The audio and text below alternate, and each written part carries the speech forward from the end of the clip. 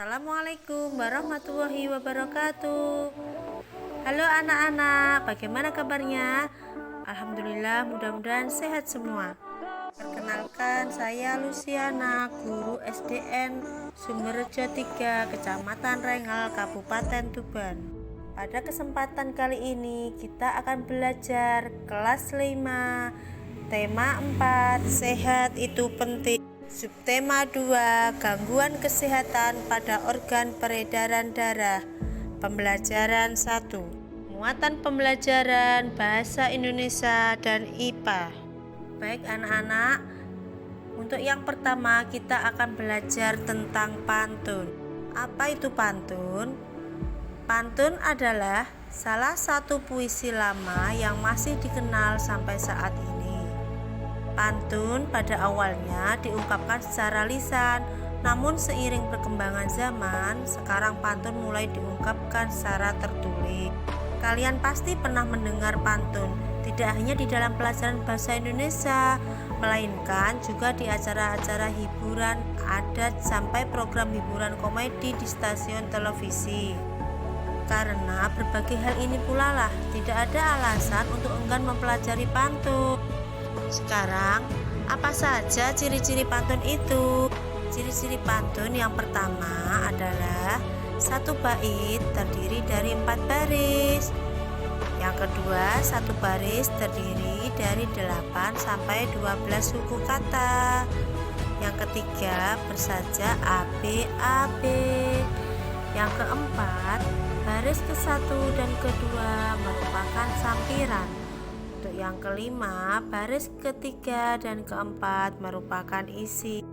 Contoh pantun, ada pepaya, ada mentimun, ada mangga, ada salak.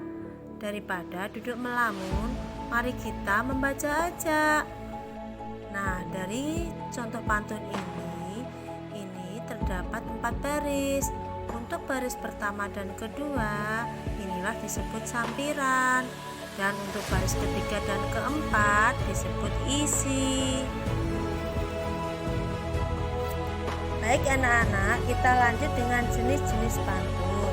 Untuk yang pertama, pantun nasihat, keluar kapal, naik kapal, warna merah, jadi anak jangan nakal, supaya guru tidak marah. Baik anak-anak, selanjutnya untuk yang kedua adalah pantun jenaka. Sesuai namanya, jenis pantun yang satu ini memiliki kandungan isi yang lucu dan menarik. Tujuannya tak lain adalah untuk memberi hiburan kepada orang yang mendengar ataupun membacanya. Tidak jarang pula, pantun jenaka digunakan untuk menyampaikan sindiran atau kondisi masyarakat yang dikemas dalam bentuk ringan dan jenaka. Nah, anak-anak bisa membuat contoh dari pantun jenaka.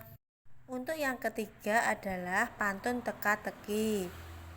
Jenis pantun yang satu ini selalu memiliki ciri khas khusus di bagian isinya, yakni diakhiri dengan pertanyaan pada larik terakhir. Tujuan dari pantun ini adalah untuk hiburan dan mengakrabkan kebersamaan. Selanjutnya anak-anak, untuk yang keempat adalah pantun anak. Tidak hanya untuk orang dewasa, pantun bisa juga disampaikan untuk anak-anak. Tentu saja isinya lebih ringan dan menyangkut hal-hal yang dianggap menyenangkan oleh si kecil. Tujuan awal dari jenis pantun yang satu ini adalah untuk mengakrabkan anak dengan pantun, sekaligus memberikan didikan moral bagi mereka. Selanjutnya anak-anak, kita akan belajar tentang makna dan amanat pantun. Apa itu makna pantun? Ya, makna pantun adalah isi atau arti yang terkandung dalam pantun. Sedangkan amanat pantun adalah pesan moral dalam pantun yang ingin disampaikan pengarang kepada pembaca berupa nilai-nilai luhur yang bisa dijadikan teladan atau dijadikan contoh. Lalu untuk menemukan makna dan pesan dalam pantun, kita cukup membaca larik ketiga dan keempat. Coba sekarang ini ya, apa makna dan amanat dari pantun di bawah ini? Belajar dengan guru matematika, setelah itu pulang ke rumah. Sebelum pelajaran dibuka, mari bersama ucapkan bismillah. Nah, apa makna dari pantun tersebut? Ya, makna dari pantun tersebut adalah sebelum belajar harus berdoa atau membaca bismillah. Sedangkan untuk amanat pantun tersebut adalah kita harus membiasakan berdoa sebelum beraktivitas. Coba anak-anak sekarang jelaskan makna dan amanat yang terkandung dalam pantun ini ya. Di situ kamu, di sini aku, bergandeng tangan bersukaria. Sehat selalu ini badanku karena rajin berolahraga. Nah, apa makna dari pantun tersebut? Makna dari pantun tersebut adalah badan sehat karena rajin olahraga. Terus apa amanat dari pantun tersebut? Amanatnya adalah kita harus menjaga kesehatan badan dengan rajin berolahraga. Baik anak-anak, selanjutnya kita akan belajar muatan pembelajaran IPA, yaitu tentang peredaran darah. Anak-anak, apa itu peredaran darah?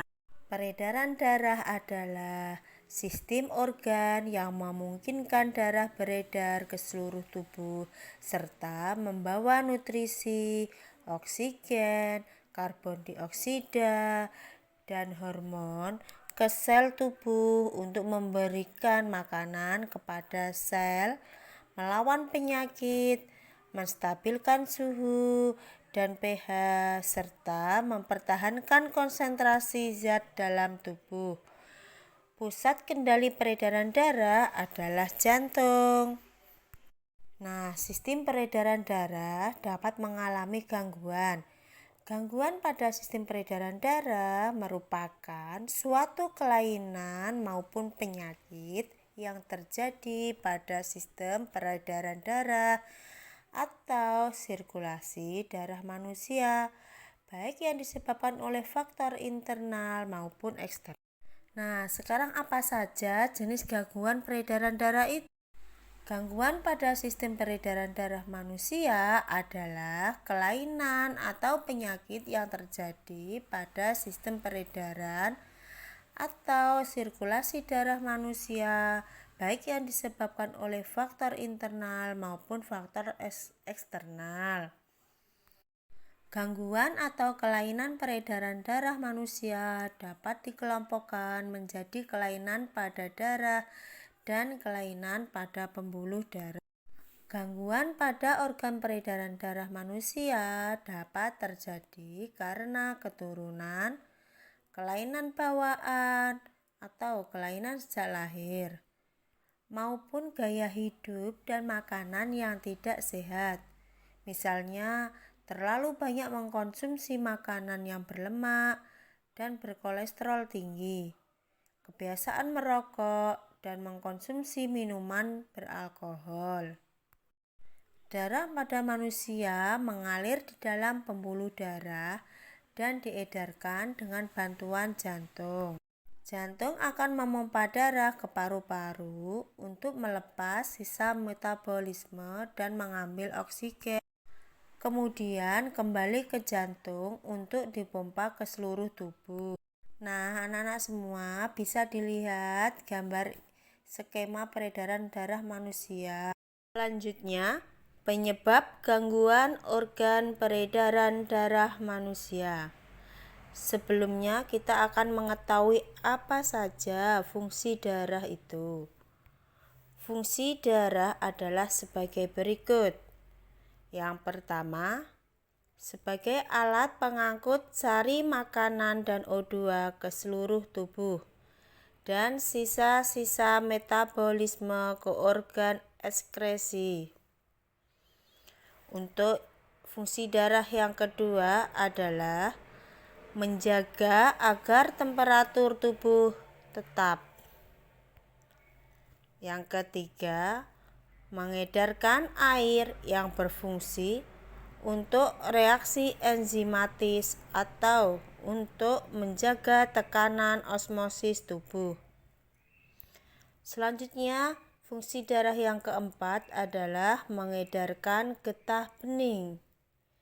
Yang kelima, menghindarkan tubuh dari infeksi, membentuk antibodi berupa sel darah putih dan sel darah pembeku. Untuk yang keenam, menjaga kestabilan suhu tubuh. Dan fungsi darah yang ketujuh adalah mengatur keseimbangan asam basa. Nah, sekarang kita akan mengetahui penyebab gangguan pada organ peredaran manusia. Apa saja penyebab gangguan pada organ peredaran darah manusia? Yang pertama yaitu penyumbatan pembuluh darah dalam jantung, misalnya lemak. Untuk yang kedua, penyempitan pembuluh darah. Selanjutnya yang ketiga, terbentuknya kerak keras di bagian dalam dinding pembuluh nadi. Untuk yang keempat, terlalu lama berdiri atau bekerja dengan menggunakan kaki terlalu lama. Yang kelima, kekurangan zat hemoglobin dan zat besi. Yang keenam, kelainan kromosom, paparan polusi, paparan radiasi, merokok, obesitas, dan lain sebagainya. Untuk yang ketujuh, faktor usia, pengobatan, dan kondisi cuaca. Yang kedelapan, merokok dan kebanyakan makan makanan yang asin yang mengandung natrium. Untuk gangguan pada organ peredaran darah manusia, yang pertama yaitu jantung koroner. Yang kedua, hipertensi atau disebut dengan tekanan darah tinggi. Yang ketiga, sklerosis atau pengerasan pembuluh nadi. Yang keempat, varises atau pelebaran pembuluh balik vena di bagian betis. Yang kelima, anemia atau disebut dengan kekurangan darah. Yang keenam, leukemia atau kanker darah. Yang ketujuh, hipotensi atau tekanan darah rendah. Yang kedelapan, hipertensi yaitu tekanan darah tinggi. Untuk yang kesembilan, hemofili adalah darah sukar membeku. Dan yang kesepuluh adalah penyakit kuning. Baik anak-anak, selanjutnya kita akan belajar tentang gangguan pada sistem peredaran darah dan penyebabnya. Gangguan atau kelainan peredaran darah manusia dapat dikelompokkan menjadi kelainan pada darah dan kelainan pada pembuluh darah. Yang kedua, gangguan pada organ peredaran darah manusia dapat terjadi karena keturunan, kelainan bawaan atau kelainan sejak lahir, maupun gaya hidup dan makanan yang tidak sehat. Misalnya, terlalu banyak mengkonsumsi makanan yang berlemak dan berkolesterol tinggi, kebiasaan merokok, dan mengkonsumsi minuman beralkohol. Sekarang contoh gangguan pada organ peredaran darah manusia yang bukan keturunan. Yang pertama, anemia, yaitu gangguan ini disebabkan rendahnya kadar Hb atau hemoglobin dalam darah.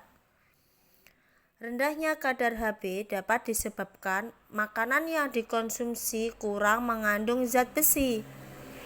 Ciri-ciri penderitanya adalah mudah lelah dan sering merasa pusing. Untuk yang kedua adalah tekanan darah rendah atau disebut dengan hipotensi. Gangguan ini disebabkan terjadinya penurunan tekanan darah. Selanjutnya untuk yang ketiga adalah tekanan darah tinggi atau disebut dengan hipertensi. Gangguan ini disebabkan naiknya tekanan darah yang diantaranya diakibatkan oleh penyempitan pembuluh darah. Selanjutnya anak-anak, untuk yang keempat adalah kanker darah atau leukemia. Gangguan ini disebabkan sel-sel darah putih yang memperbanyak diri tanpa terkendali, yang mengakibatkan sel darah putih ini memakan sel darah merah. Untuk yang kelima adalah jantung koroner, yaitu suatu gangguan jantung yang disebabkan oleh penumpukan lemak darah atau kolesterol pada arteri koronaria. Yang keenam, sklerosis. Penyebab sklerosis adalah terbentuknya kerak keras di bagian dalam dinding pembuluh nadi. Yang ketujuh, varises. Penyebab varises adalah tekanan darah yang terlalu besar dan jumlah darah yang dipompa oleh jantung terlalu banyak. Ini umumnya terjadi pada bagian betis. Nah, selanjutnya untuk yang kedelapan adalah hemoroid atau dikenal dengan ambeien, yaitu vena bengkak dan meradang di rektum dan anus yang menyebabkan ketidaknyamanan dan perdarahan. Penyebabnya adalah pembengkakan pembuluh darah di dalam rektum atau di dalam anus. Untuk yang kesembilan adalah penyakit kuning, yaitu kondisi yang membuat kulit menjadi kuning. Penyebab kuning ini disebabkan oleh zat yang disebut bilirubin yang berlebihan dalam darah dan jaringan tubuh. Nah, anak-anak, selanjutnya yaitu contoh gangguan pada organ peredaran darah manusia yaitu dengan faktor keturunan. Yang pertama yaitu hemofilia. Gangguan ini disebabkan adanya kelainan yang menyebabkan darah sulit membeku jika terjadi luka. Nah, untuk yang kedua, contoh yang kedua yaitu thalassemia. Yaitu pada gangguan ini bentuk sel darah merahnya tidak beraturan. Hal ini menyebabkan daya ikat sel darah merah terhadap oksigen dan karbon dioksida menjadi berkurang. Demikian anak-anak pembelajaran kali ini. Semoga bermanfaat bagi kita semua. Tetap semangat dalam belajar. Oke anak-anak, ibu akhiri. Wassalamualaikum warahmatullahi wabarakatuh.